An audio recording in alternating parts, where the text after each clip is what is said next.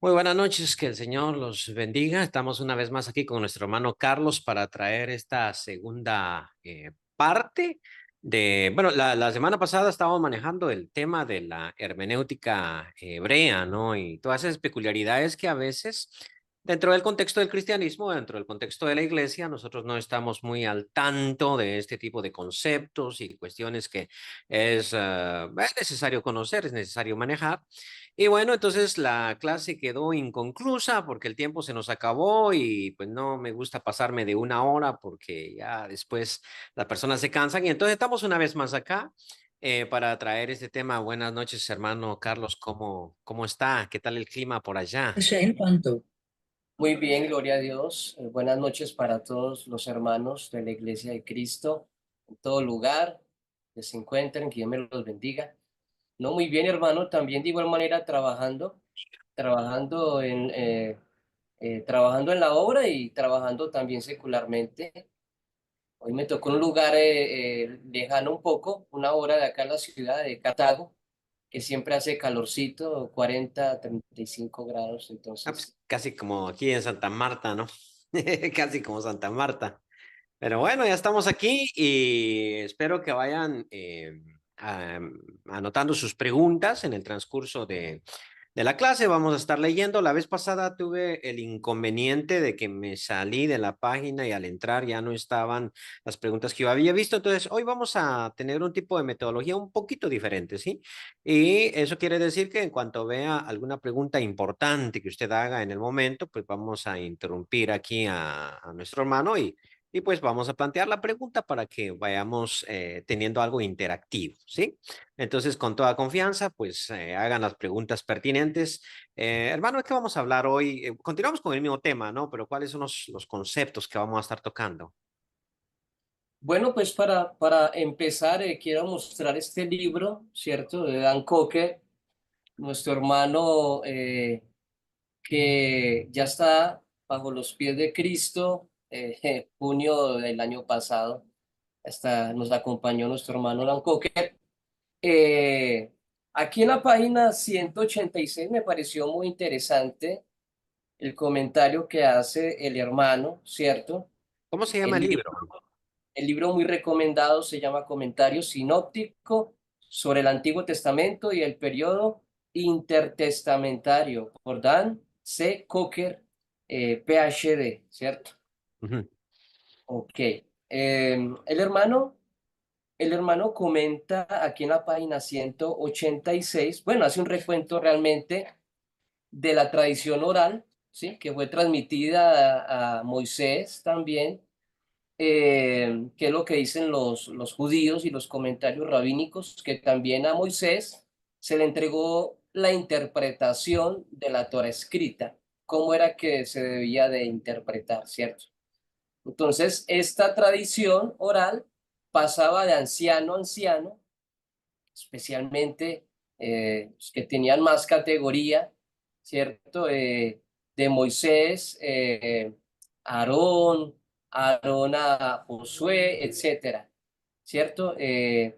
Entonces, los ancianos eran los que cargaban con la tradición oral y en las escuelas, digamos, de maestría judía, se pasaba de maestro a alumno oralmente y él la tenía que guardar, pero especialmente los maestros, en este caso, de las escuelas, copiaban, tenían forma, ¿cierto?, de ley para copiar estas tradiciones para que no se les olvidara. Entonces, estamos hablando de la tradición oral. Entonces, así pasó de anciano a anciano, ¿cierto?, en Israel, desde la época de Moisés, 1430 antes de Cristo, hasta los tiempos del primer templo, ¿cierto? Ya estamos en los tiempos de David, de Salomón. Segundo templo, ¿cierto? Siguió la tradición oral y entonces ya cuando llegamos ya al primer siglo, un poco antes del primer siglo, esta Torah oral se va a comenzar a escribir, porque el pueblo del libro, como se le ha llamado al pueblo judío, ¿cierto? Porque son muchos libros, comenzando solamente por el Talmud, ¿cierto? Son 63 tomos.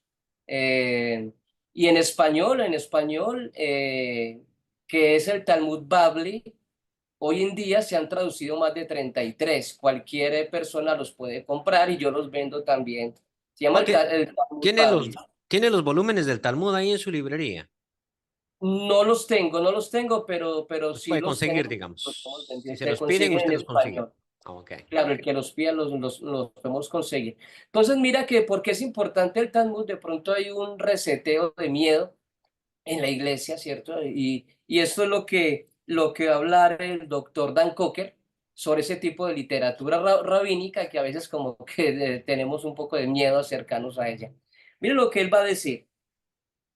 Sí, él dice acá en el último párrafo, dice, el Talmud es de gran importancia para los estudiantes de la Biblia por las tres siguientes razones. Él enumera, número uno, contiene variaciones de los idiomas hebreo, arameo y aún palabras de orígenes babilónicos y pérsicos.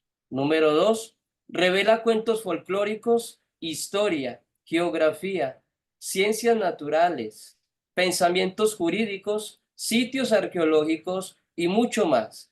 Temas de interés para aquel que quiera entender más de la cultura de la época. Y número tres, ayuda al cristiano a apreciar más el mensaje del Antiguo Testamento, proveyendo así otra dimensión preparativa para mayor entendimiento del Nuevo Testamento. O sea que realmente ese tipo de literatura nos va a ayudar a nosotros como pueblo cristiano prepararnos para cuando nos enfrentemos al Nuevo Testamento, porque comenzando que el Nuevo Testamento ya se encuentran las sectas judías, pero no se habla mucho del origen de ellas.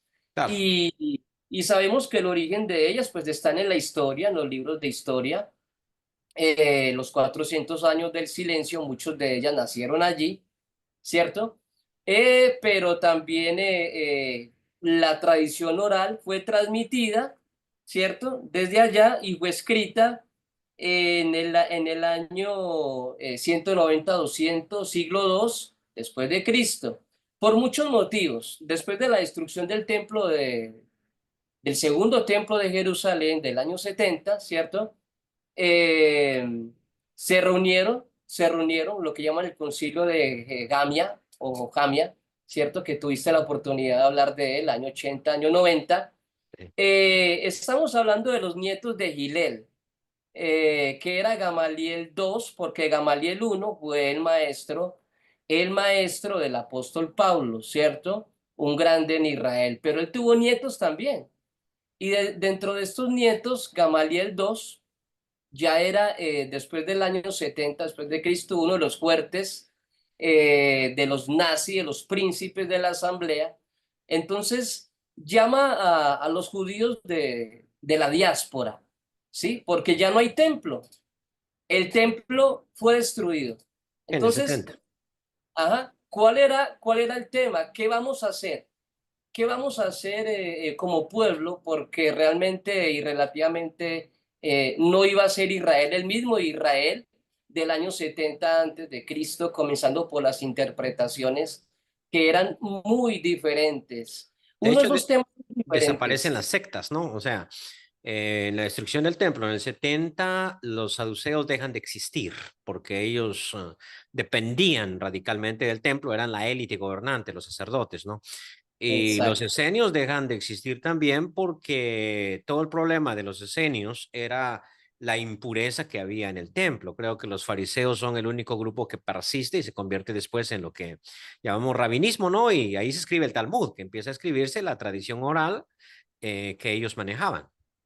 exacto, los fariseos. Y resulta que la línea de Gilel, los nietos de Gilel, como ya dije hablando de Gamaliel, Gamaliel I y Gamaliel II, eran fariseos. Entonces, los fariseos toman el poder de Israel, toman las viandas de Israel históricamente y continúan con ese nuevo judaísmo del año 70 después de Cristo. Se organizaron.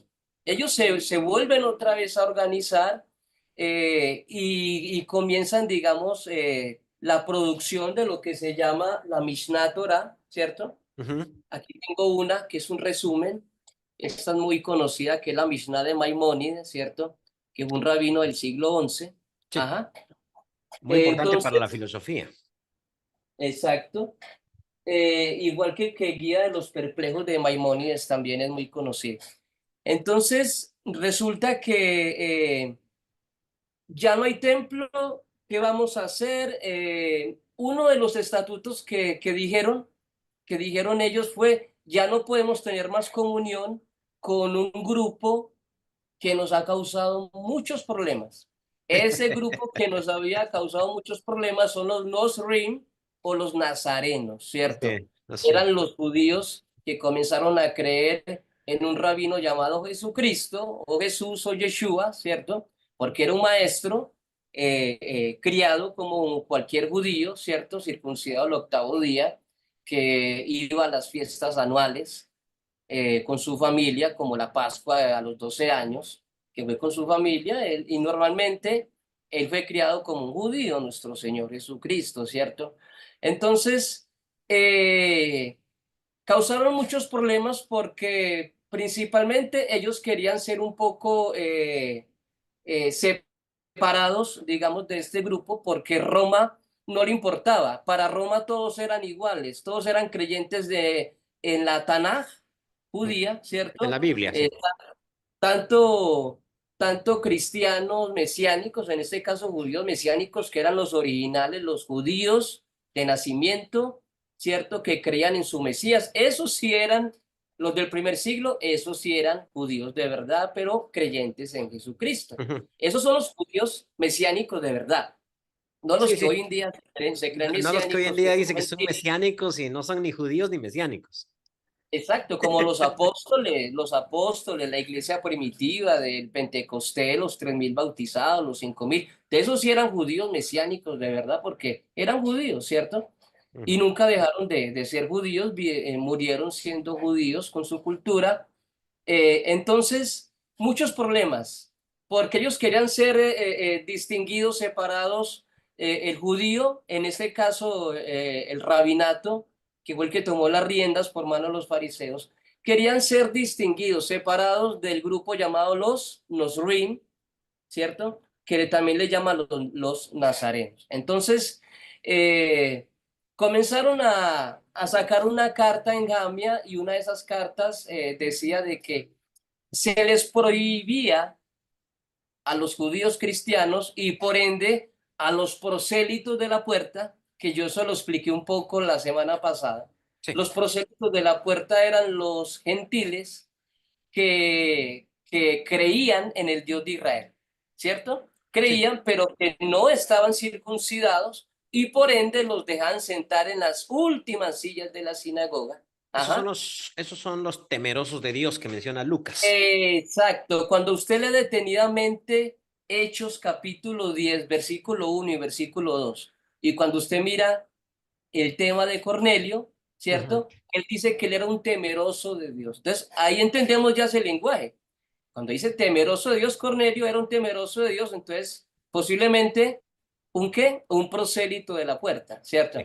Sí. De igual manera, en Hechos 8 vemos otro gentil que venía directamente desde Etiopía, que fue uno de los fundadores del cristianismo en Etiopía, que fue uno de los promotores del cristianismo en Etiopía. Él viaja luego a Etiopía ya del encuentro que tuvo con el diácono, ¿cierto? Con Felipe, y se cree que el cristianismo inició en Etiopía y allá hay iglesias muy antiguas y hay libros muy antiguos de la tradición etíope. Dentro de ellos está el Kebra Nagás, ¿cierto? Que se habla de una tradición de que ellos son descendientes de Salomón, etcétera, con la reina de Saba, Que a sus lugares. cualquier reina que llegara a Jerusalén salía embarazada, dicen. Es la idea, ¿no? Y que de ahí vienen todos los Tremendo, etíopes. Y de hecho, por eso es que los rastas, todo eso está conectado, ¿no? Se dejan crecer el pelo por la cuestión de Sansón el y toda esa Nazareato. historia, sí. Ok. Entonces, resulta, mi amado, entonces se le cerraron las puertas ¿a quiénes? Después del año 70 después de Cristo, a los judíos creyentes, ¿cierto? Ujú. En un rabino llamado Yeshua. Ellos le dicen rabino, jamás el judío ortodoxo le va a llamar Dios, hijo de Dios, porque no cree. Sí, sí, ¿cierto? claro, claro. Pues estar en contra, digamos, Divinidad. de su, exacto. Entonces, de ahí comienza la separación de dos caminos. La separación inicia es años 70 después de Cristo. Hay una separación radical, radical, ¿ok? Pero mira que esa separación ya se veía en Roma, en la iglesia de Roma, en el capítulo 11 de Romanos. Usted ve que al apóstol Pablo ya los gentiles de Roma le preguntan que si Dios ya se había olvidado de su pueblo. Eso Entonces es. él va a contestar definitivamente, dice de ninguna manera, ¿cierto? Yo soy judío, circuncidado al octavo día, yo soy fariseo de fariseos, etcétera. Y terminando el capítulo 11 les va a hablar sobre un misterio, sobre un misterio. Y el misterio es el siguiente, el misterio es que se cree que en el fin de los tiempos hay un tiempo para que los gentiles lleven el evangelio, ¿cierto? Hasta todo rincón del mundo, pero se va a llegar en el fin de los tiempos donde Dios va a colocar su rostro sobre su pueblo y les va a quitar el velo, porque ahí también se habla de un velo puesto hacia ellos, hacia los judíos, y por ese velo es que nosotros los gentiles tenemos hoy la gracia de estar predicando el evangelio de Cristo, ¿sí? El Y capítulo 11 es más. uno de los más difíciles de interpretar de toda la Biblia. Sí, a mí me gusta mucho el doctor Ricardo Barrera, cómo expone, Él cómo expone por este es tema. doctor él. Perdón, se me llamó la atención, es doctor él. Sí, es el doctor y el hermano viaja constantemente anual a Israel. Eso lo sé, lo que no estoy seguro es su doctorado. Tal vez, Sí, ¿no? el hermano es doctor, también en idioma, graduado en Israel en idioma hebreo, ¿cierto? Ok. Entonces, el hermano está muy preparado y el hermano tiene un estudio sobre la Carta de los Romanos. Creo que son como más de 40 capítulos sobre toda la Carta de los Romanos y cada uno de una hora. Cuando entra al capítulo 11, ¿cierto? Él dice, no podemos entender este capítulo si no vamos desde el capítulo 9. Esto es esta temática inició desde el capítulo 9, 9, 9. 10 y 11. Ujú. Entonces, el hermano me gusta cómo conlleva todo este contexto y él dice, los que hemos viajado a Israel hemos visto con nuestros ojos cómo el desierto se ha convertido, cómo el desierto ha florecido. Eso es un milagro y uno ve a los vecinos, a los países vecinos, porque él ha viajado hasta Grecia, hasta Asia Menor, Sí, todo visitando eso. a él, Mirna, Pérgamo, Tiatira. Él tiene predicaciones inclusive allá. Y él ve que donde están los árabes, no, desierto, ¿cierto? Todavía y los países no son como tan avanzados científicamente, tecnológicamente. Israel es como que decir la luz del oriente, ¿cierto? Hablando de Sí. tecnología, hablando de un país civilizado con democracia. Entonces, él cuenta, estamos viendo la profecía con nuestros ojos. Al que no la quiera ver, pues que no la vea, pero desde que llegó Israel desde el año 48, si ustedes pueden ver las fotos, observen en internet. Era un desierto. Antes de que llegaran los judíos relativamente a esas tierras, era un desierto. Llegan los judíos, llegan con esa tecnología tan tremenda que tiene sistema de riego, ¿cierto? La agricultura de ellos, y comenzaron a florecer, y es sobre estas profecías habla Isaías, habla Zacarías, hablan los profetas menores, hablan los profetas mayores de este reverdecer nuevamente de esas tierras y conjunto con los hijos de Israel. Entonces, así es como el judío interpreta la palabra de Dios y las profecías se están dando en nuestros ojos, pero muchos no quieren ver. Muchos creen que Israel simplemente es un fantasma, que sucedió, ese fantasma se quedó hace 2000 años y lo que vemos hoy en Israel no puede existir, es un fantasma, entonces no creo que exista. Entonces, volviendo relativamente al tema, mi amado, ya el doctor Dan Cocker nos comentó que es muy importante conocer la literatura judía y me llama la atención del Talmud. Sí, porque el Talmud, como lo relata acá, ¿cierto? Eh, Está contenido en dos partes. en la Mishnah, ¿cierto? Que es la aclaración de la Torá, ok, y en la Gemara. La Gemara son los comentarios rabínicos de la Mishnah. Son comentarios, ¿cierto? De la Torá oral. Ok. Entonces, me llama la atención la manera como ellos lo hacen porque son debates entre ellos mismos, entre rabinos. Un rabino, por ejemplo, van a un texto bíblico de la Torá.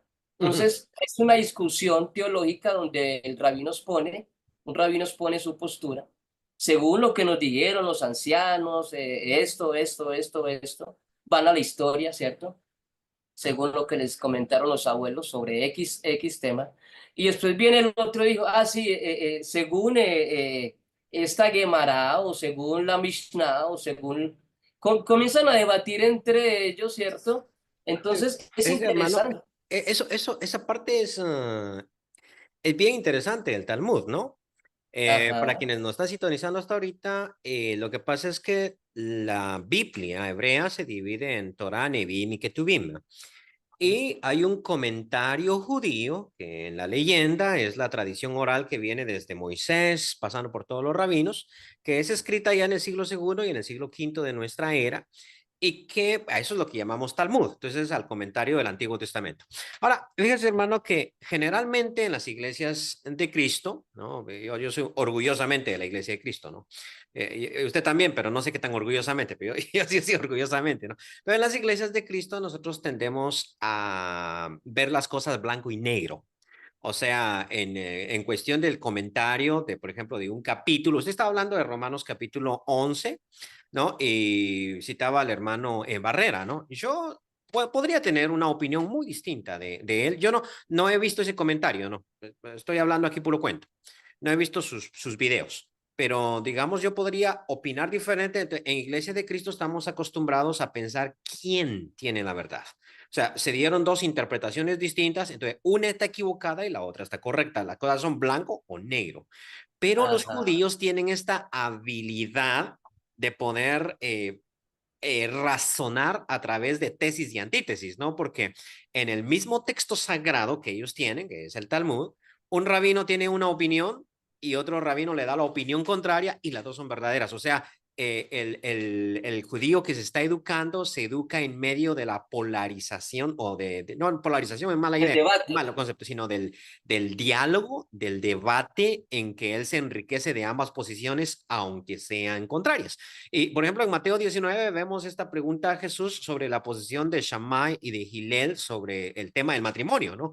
Entonces, ellos nunca terminaron de canonizar a uno y acabar al otro, sino analizar el debate que podría existir. Entonces, el Talmud es como un debate entre los grandes rabinos. Hay Sí, una pregunta, aunque... hermano, que nos va a desviar un Ajá, poquito del tema, pero me parece importante que un hermano hace aquí en Facebook. Voy a leer unos comentarios.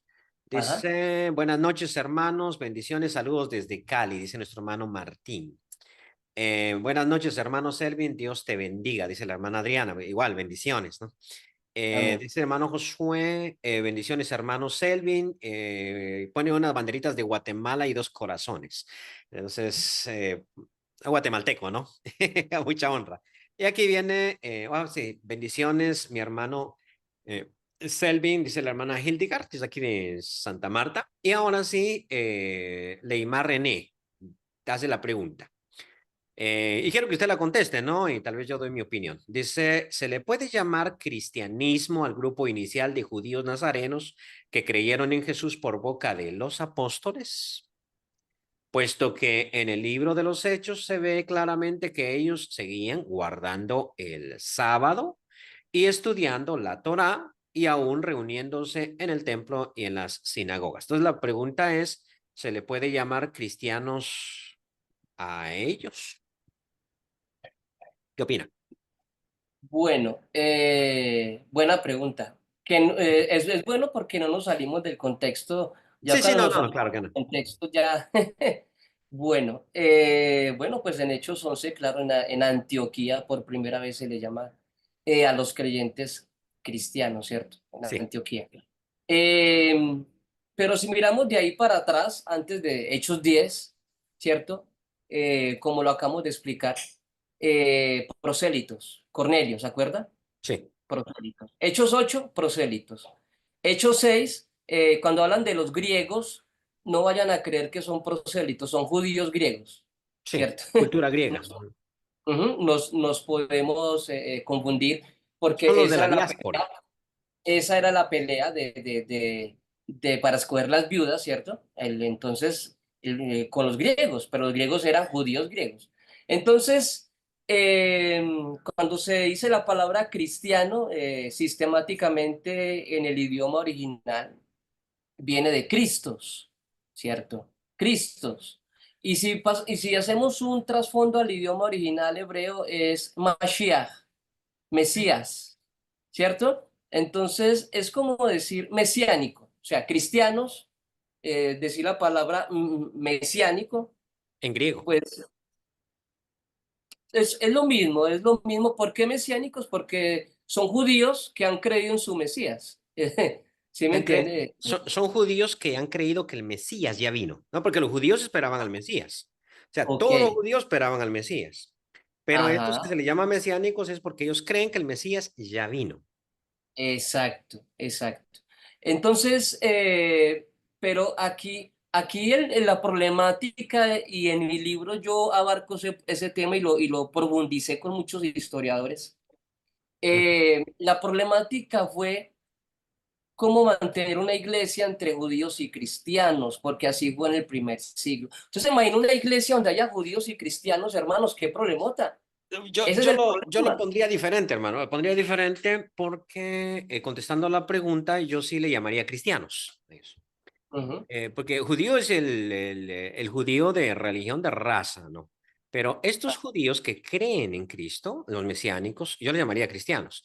El problema, no sé si me perdí, pero el problema sería cómo tener en una misma congregación judíos de origen gentil que tienen una cultura gentil y judíos, pero cristianos de origen gentil que tienen una cultura Ajá, gentil y cristianos de ajá. origen judío, que su cultura es Sí, muy sí, diferente, ¿no? sí.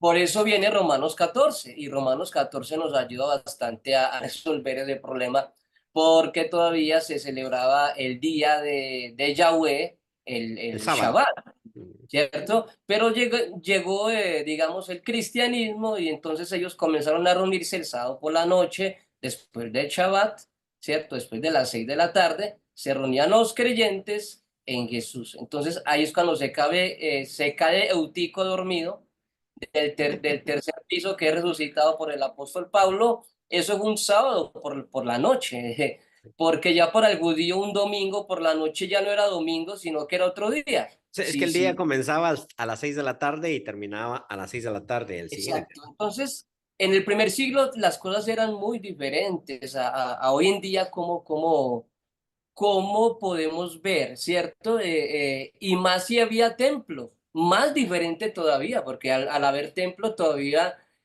vemos en los primeros capítulos de Hechos que Juan iba al templo de a las 9 a las 3 de la tarde, ellos iban todavía al templo, ¿cierto?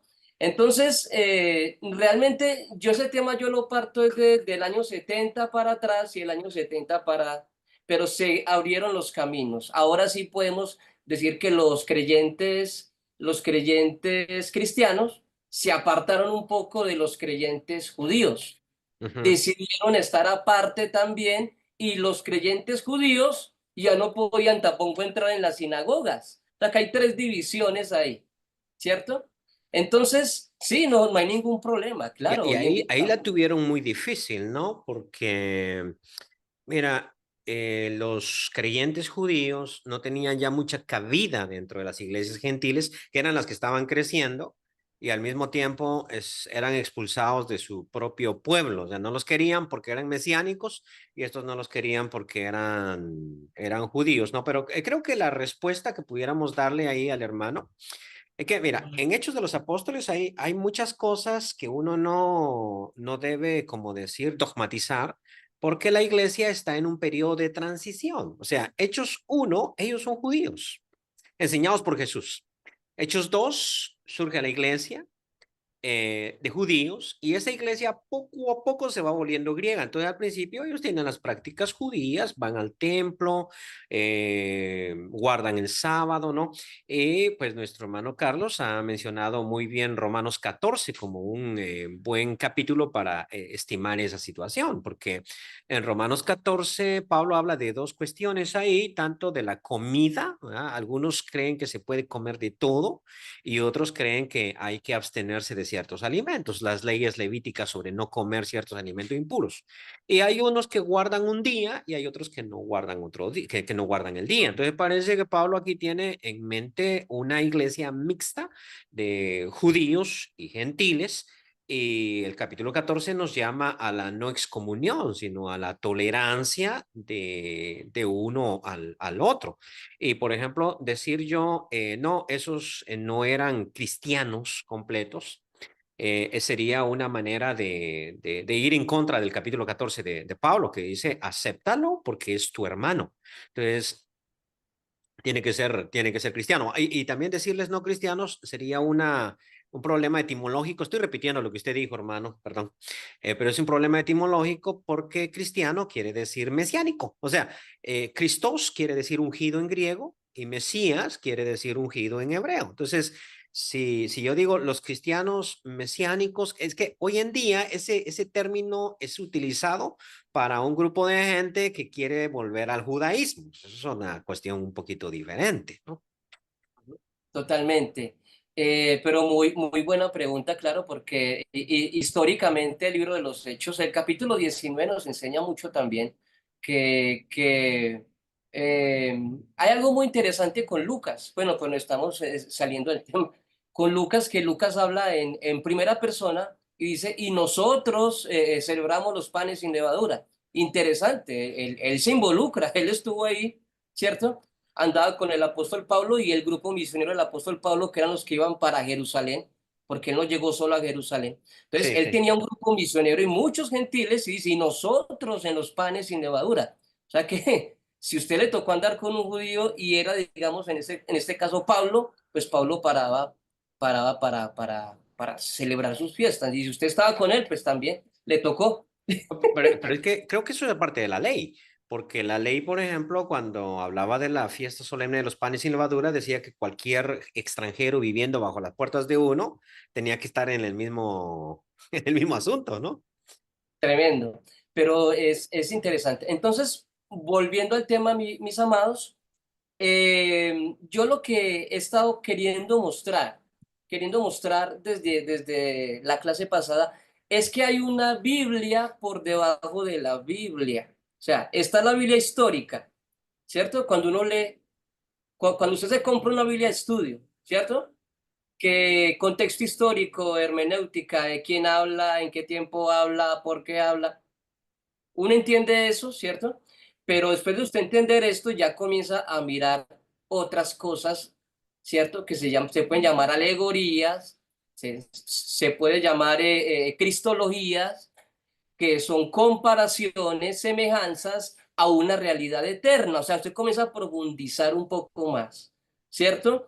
Y más allá se encuentra algo que se llama lo secreto de lo secreto, ¿cierto? Lo que posiblemente unos pueden ver y otros no pueden ver. Me interesa y cada vez que leo yo Deuteronomio 29 dice que los secretos, ¿cierto? ¿Le pertenecen a quién?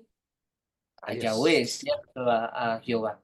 Entonces, pero ¿será que de pronto él tiene hijos que se han purificado, que están bien con el Espíritu Santo y el mismo Espíritu Santo les podrá revelar la misma palabra, pero en otra dimensión? Entonces, cuando uno sabe que la Biblia es algo sagrado y fue escrita con los dedos de Dios o con el dedo de Dios, ¿cierto? Y que el idioma original, en este caso el hebreo y arameo, en el cual se escribió el Antiguo Testamento, tiene códigos, tiene cifrados, tiene algo que llama la numerología o la gematría para cada número, y que esos números a usted le van a entregar un cifrado para entender cosas un poco más profundas, y que los rabinos utilizaron estos métodos hace mucho, mucho tiempo, ¿cierto? Por eso vemos en el Salmo 119, vemos las 22 vocales que hebreas, ¿cierto? Y posiblemente si usted tiene una Reina Valera, usted dice, pero ¿esto qué significa? Yo no sé por qué ahí en el Salmo 119 hay unos titulitos cada 8 versículos que dice Aleph, Bet, Gimel, Dalet, He, Bao, que es realmente las 22 vocales ¿cierto? Pero cuando usted mira y va a una Biblia hebrea, se lo va a mostrar acá, ¿cierto? No sé si podemos ver. Eh, creo que no. Ah, sí, ya se, ya se ve, ya se ve. Aquí en esta parte, ustedes ven que siempre inicia cada versículo con la misma Aleph, Aleph, Aleph, Aleph. Se repite 8 veces, ¿cierto? Y en el octavo versículo, o sea, en el noveno, ya inicia la Bet. Y otra vez, Bet, Bet, Bet, Bet. O sea, así está todo el Salmo 119. Es algo increíble, o sea, el escritor del Salmo 119 sabía de gematría, sabía de numerología, y hay códigos y cifrados muy profundos que en los comentarios rabínicos, en este caso en el Midrash, en los Targúmenes de Onkelos, sobre todo en el de Jonatán, que es el de los profetas, se habla algo sobre esto. ¿Cierto? Que son ya profundizaciones de los rabinos que explicaban por qué fue escrito de esa manera, qué era lo que ellos querían que solamente el pueblo de Israel entendiera. Y estos secretos los rabinos se lo daban a sus alumnos después de haber estudiado un tiempo con ellos, después de haber estudiado primero la Torah, ellos tienen un orden. No van a estudiar Talmud con usted o los secretos si usted no ha pasado por la Torah. ¿Cierto? Primero es la Torá, después los profetas, los salmos, y después ya arrancan con los midrashim, con los targúmenes, que son también comentarios, usted comienza a avanzar en el judaísmo también hasta llegar al Talmud, y algo más avanzado del Talmud, que llama el Zohar. Entonces, lo que usted me dice, hermano, es totalmente la verdad. Los judíos no, entre ellos, las discusiones alágicas son tremendas porque tienen diferentes puntos de vista, cosmologías, pero son judíos. Es decir, somos judíos y estamos todos montados en el mismo barco. Así peleemos, así pase lo que pase, así usted interprete, no sé, conforme a la ley rabínica de X rabino, no importa, son un solo pueblo, ¿cierto? Pero yo creo que los cristianos no hemos entendido esa parte que usted también acabó de Por decir, de ejemplo, que por nosotros ejemplo, nos peleamos y nos separamos por diferentes cosmologías, diferentes puntos de vista, y es que usted es un hereje, y usted esto, y usted lo otro, y en el judaísmo no existe eso, en el por Talmud es lo ejemplo, mismo. a uno se le ocurre, ¿no? Que en el siglo primero había, digamos, una sinagoga farisea y una sinagoga saducea y realmente no. O sea, había una sinagoga y ahí cabían fariseos, saduceos y entre todos interpretaban o estudiaban la ley, ¿no? De otros comentarios, hermano, dice, saludos desde Guatemala, bendiciones, atentamente Vicente, gracias, hermano. Dios le bendiga, hermano Selvin, saludos. Bueno, aquí estoy en mi página de Facebook, a mí me saludan, hermano. Entonces, dice, Jesús también fue judío, dice hermano Marcos, y cumplió la ley. Entonces, es que Pablo dice eso en Gálatas 4:4, ¿no? Que nació bajo mujer y nació bajo la ley. Otra cosa es que nosotros los gentiles cristianos estemos obligados a guardar la ley. Eso es otro tema, ¿no? Pero el caso de Jesús se circuncidó al octavo día. Lo circuncidaron, ¿no? No se circuncidó. Lo No circuncidaron sé. al octavo día, cumplió la ley y de hecho él reta a los judíos, ¿quién de ustedes me redarguye a mí de pecado? O sea, ¿en qué momento yo quebranté la ley? O sea, cuéntenme, ¿no? Y Que a ahí veces a en, uno se le va. Dice, ¿qué pensar? Dice el hermano Marlon, ¿qué pensar de que los hebreos no entendieron a plenitud, sino la mente de los helénicos? O sea, el pensamiento de Pablo fue más influyente que el de Pedro y Santiago. Bueno, si vamos al judaísmo, todos tienen la razón. ¿Sí me entiendes? Sí, sí. No es que quien tiene la razón, no, todos tienen la razón según su espíritu, según su revelación, que es lo que a mí me parece más interesante. Todos tienen la razón porque para allá vamos, para explicar el método Pardes, que para eso fue que venimos, se llama hermenéutica judía, pero no he podido llegar El al Pardes, método. ¿cierto? Ok. A la forma de Dele, cómo hermano, dele. ellos Dele. interpretan, ¿cierto? Démosle, güey. Entonces, ¿Cómo interpretan? No, dele, dele. vea, los cuatro puntos de vista de la interpretación tienen la razón. ¿Sí me entiende? Ok. No es que uno sea mayor que el otro, no, no, los cuatro tienen totalmente la razón. Vamos al Pardes. Pardes en hebreo significa huerto, ¿cierto? Y nos hace recordar las palabras del huerto del Edén, ¿cierto? Ok. Que estaba lleno de comida, lleno de tesoros. En ese contexto, entonces, cuando nos acercamos a la Torá, cuando nos acercamos a la Biblia, es su manjar, es comida, ¿cierto? Desde el huerto de un sentido espiritual. Entonces, vemos que existen cuatro niveles de interpretación, pardes. Ajá. La P, la primera P o el primer nivel, digamos, de interpretación es la parte literal del texto. Se llama Peshat, ¿sí? Ujú. Pardes, Peshat, que es la primera parte de interpretación, ¿ok?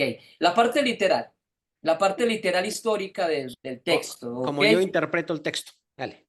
Exacto, pero Ahí muchos está se quedan Selby. ahí. Ahí está Muchos, Selby. muchos se quedan ahí y no avanzan porque les da miedo de pronto avanzar, de pronto creen que se van a volver herejes y avanzan. Entonces, eh, ok. La segunda parte es la R, par.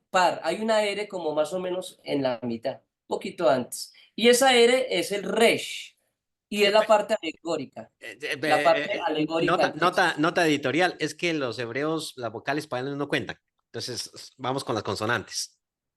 Ok. Resh, que es la parte alegórica, un poco más profundo. Los que les gusta alegorizar, pero ojo, no se puede alegorizar todo al extremo, que es lo que muchos cristianos a veces han caído.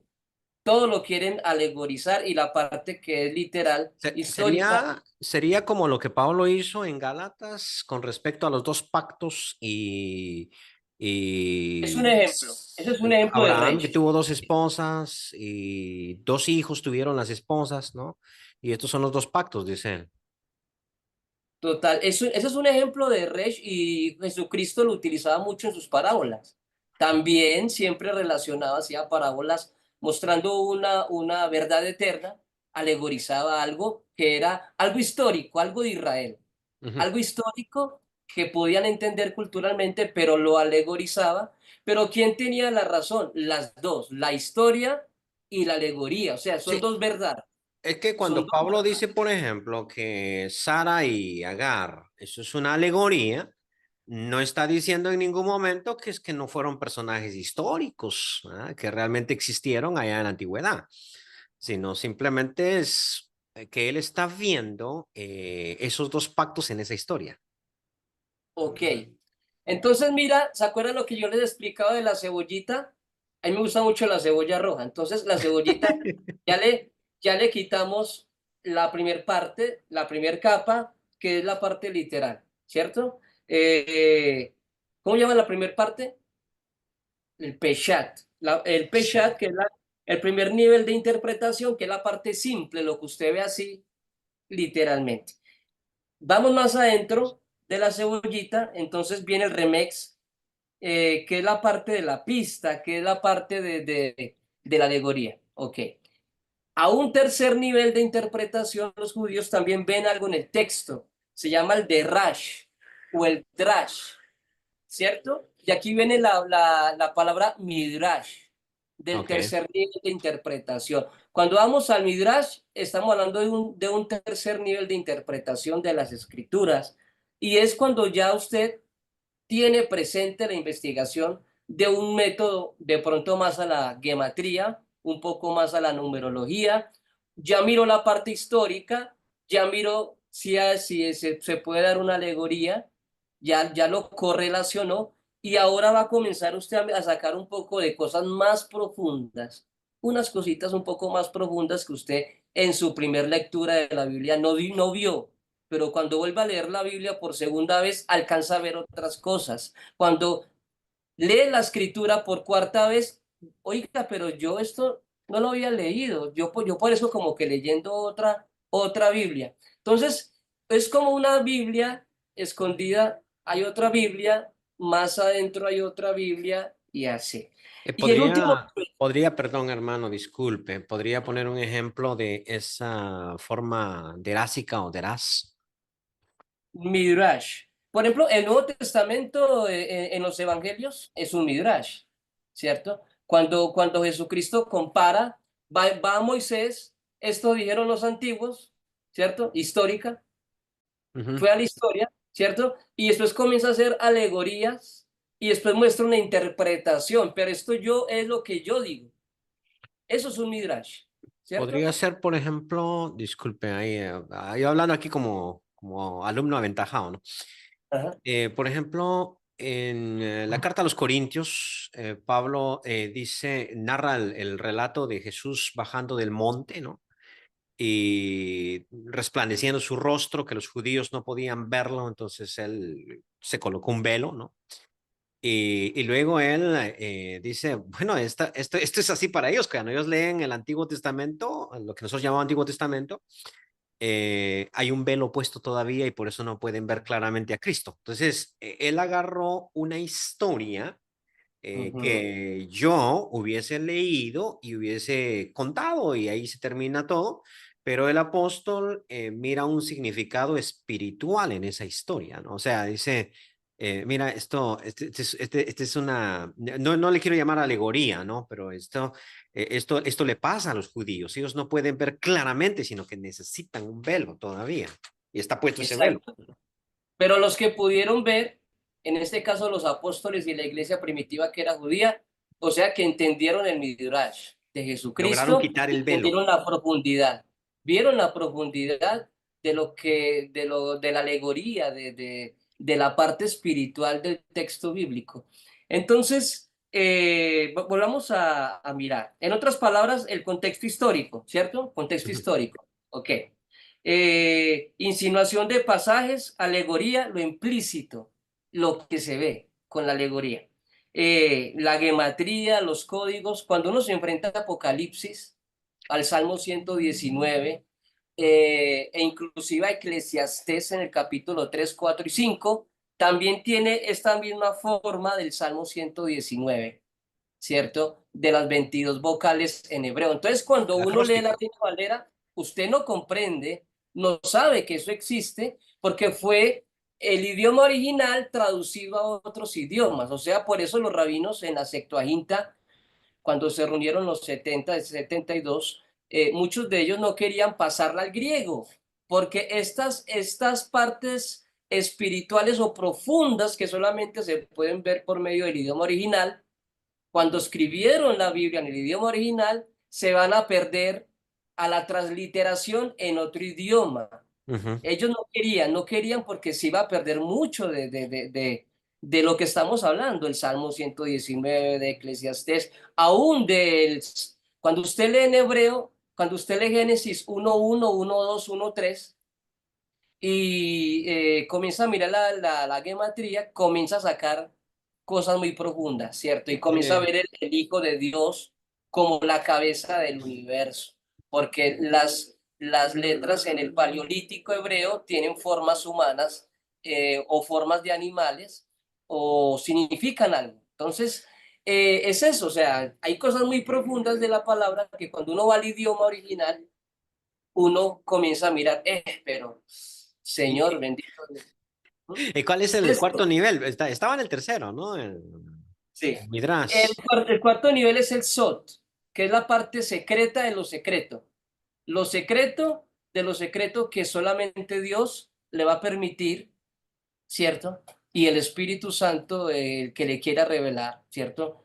Que son secretos de Él, íntimos de Dios, que solamente Él a sus escogidos, a sus santos, se los va a regalar, porque su espíritu, ¿cierto? Su espíritu lo puede entender. Ya es, por ejemplo, nosotros aquí estamos hablando en este momento. Posiblemente hay hermanos que no entiendan nada. No, ¿qué es lo que están hablando? ¿Qué es lo que los hermanos están? No, eso está muy duro, eso está muy avanzado. Entonces, eso es como otro idioma, como si usted y yo, hermano, o los hermanos que nos entienden, estamos como que hablando en otros idiomas. Es el mismo idioma, pero en un idioma espiritual que posiblemente muchos de la misma iglesia o que nos vean no nos pueden entender. Entonces, es eso, es eso. ¿Sí me Aunque, entiende? en qué se distinguiría ese SOT de, digamos, el, el estilo pentecostal de interpretar la Biblia, ¿no? De que ellos leen un pasaje y luego el Espíritu me reveló, ¿no? Sí, pero lo que te reveló no se parece en nada a lo que, a lo que todos entendemos cuando vemos el pasaje. Entonces, en qué se distinguiría este SOT? O sea, ¿existe alguna forma en que eso no sea tan subjetivo?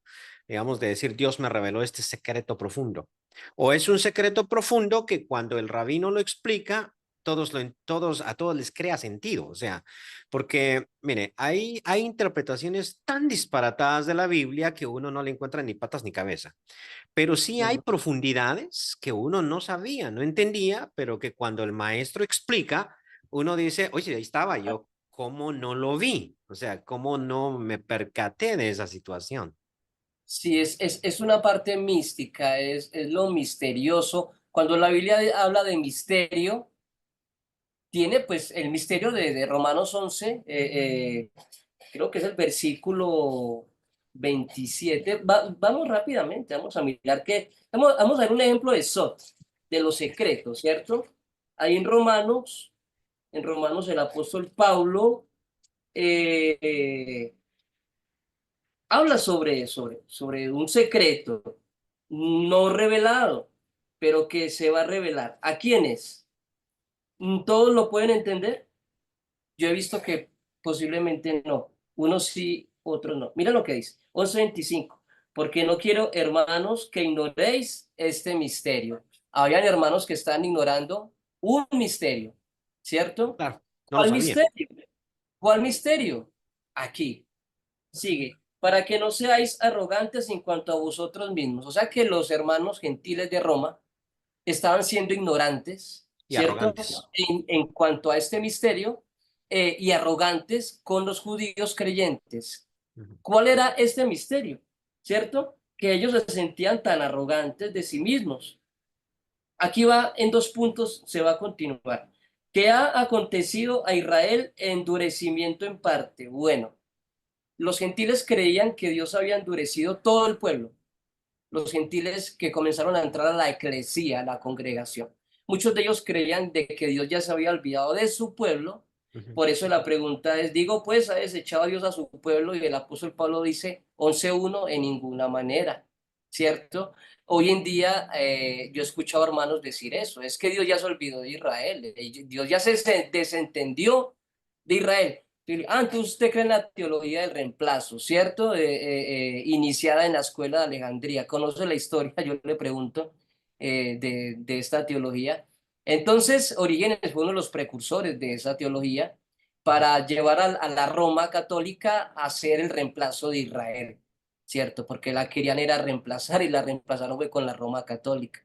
Entonces, eh, hay, ha acontecido Israel endurecimiento en parte hasta que hay un tiempo de este endurecimiento.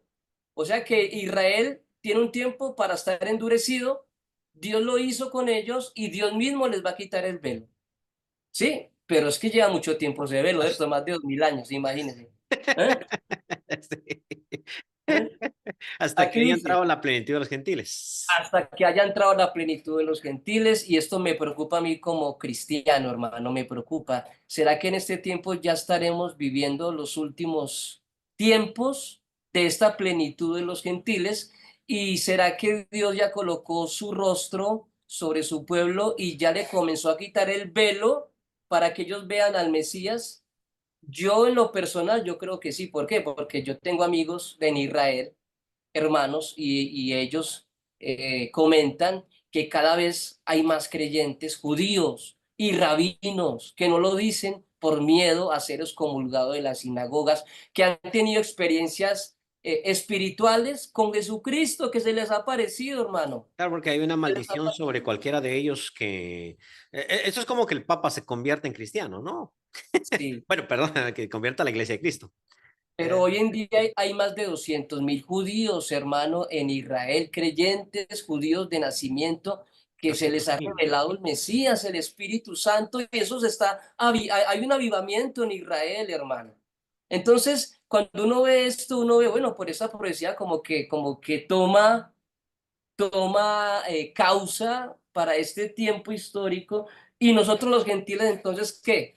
Aquí ya me preocupa, porque si el tiempo de los gentiles la plenitud de los gentiles ya ha llegado y el evangelio ha sido entregado en todo el mundo Este ya entró, hermano. Este ya está adentro. por medio de estos aparaticos. Vean. Ay, claro. Entonces,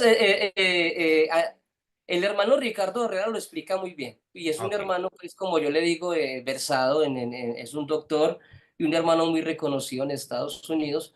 Y el hermano y yo pues lo vemos así, o sea, hay hermanos de la Iglesia de Cristo que también lo ven así, de esa manera, y más los que han podido viajar a Israel y ver con sus ojos lo que está pasando con ellos, los milagros. Si usted se pone a investigar de 1948 en las guerras, hermanos, que ellos han tenido, han sucedido muchos milagros de no tener un ejército y cómo defenderse con 7 naciones tirándoles misiles constantemente sin tener con qué Cinco. defenderse. Eso, bueno, Cinco. tremendo.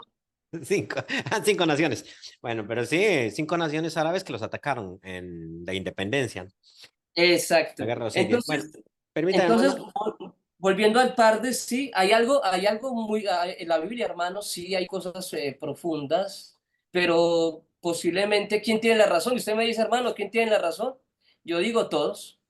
Todos tienen la razón, porque según el espíritu, según también posiblemente la denominación, interpretan de cierta forma X, pero ¿será esa forma X la verdad? Yo digo, yo me abro un poco más, me expando un poco más, Ujú. eh, me expando un poco más y prefiero callar y decir, pues si existe esa posibilidad de mirar cosas profundas en la palabra, y si damos esos pasos históricos, alegóricos, ya mirando cosas un poco más profundas, yo creo, hermano, que se abra un boquete a lo que los rabinos siempre han pensado, pero lo que me parece curioso es que en el tema del Mesías, muchos de ellos se cerraron y no Claro. miraron su escritura, su misma escritura, sus mismos midrashim, que hablan sobre el Mesías de José y el Mesías de Ben David, que yo lo expliqué en